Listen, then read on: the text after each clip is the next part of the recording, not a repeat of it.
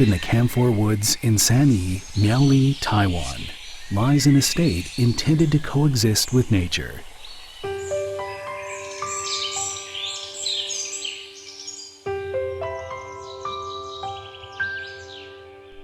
It's called ChooArt, the Taiwanese word for tree, because of a hope to reserve the very original Taiwan.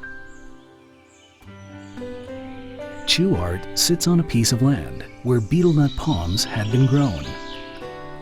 As much as 70% of the slope suffers severe destruction of soil and water conservation because of the growth of the shallow-rooted betel nut palms over the years. ChooArt did not begin to plan on and design buildings until it spent almost 10 years on reforestation. Construction went on purposely without felling trees or leveling land. Low-impact development was adopted to reduce erosion of and interference with soil.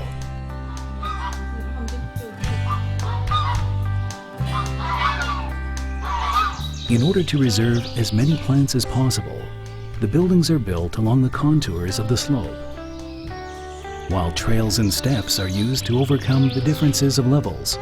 They bring out a sense of layers.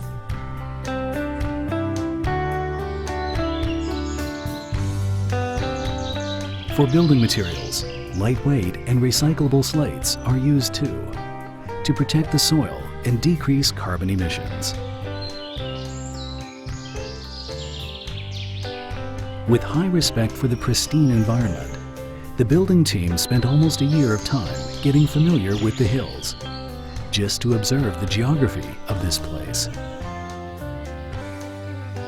The position of every camphor has been precisely recorded before earth and groundwork began. As such, it took all 4 years just to build 4 villas. A Taiwanese saying goes, "First comes, first stays." So we respect the trees that are originally here. ChooArt insists in tree and the nature being the leading role. Therefore, room layout was set around the tree, with vertical glass surrounding the original tree, and spaces reserved for the tree to grow.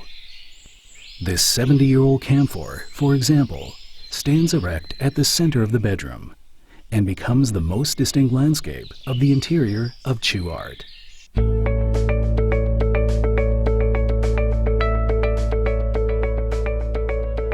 The buildings are gapped intentionally so that nature can be seen everywhere. Natural light sheds through the skylight and massive window glass, always giving travelers an experience of the uncountable faces of nature.